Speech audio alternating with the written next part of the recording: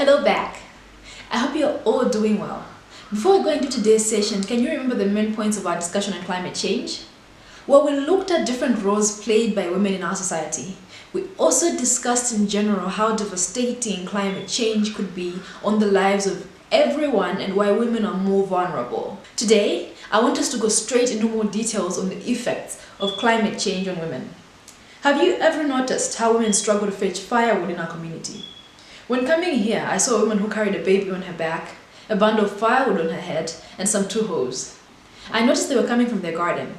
Upon seeing this, I thought it would be useful to have a fruitful discussion on the impact of climate change on women. Can each one of you write on a piece of paper 3 ways in which climate change affects women? Well, let us go through what I wrote down and see how it compares to your observations. Firstly, I noted that during and after extreme weather events, say floods or drought, women are often at increased risk of violence and exploitation, including sexual and physical abuse.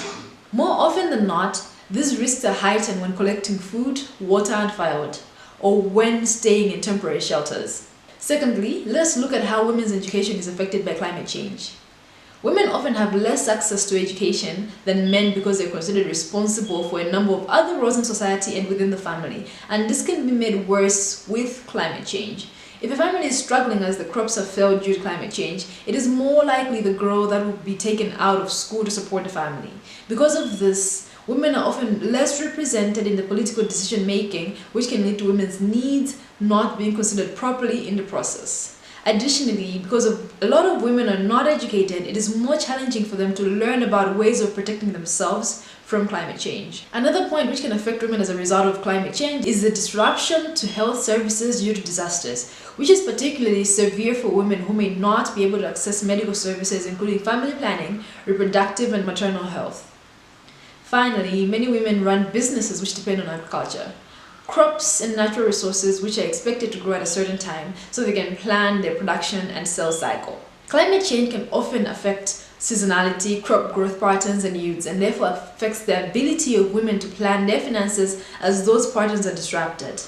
Education can help women diversify their business and sources of income and plan better so that they are at less a risk of economic shocks which are caused by climate change.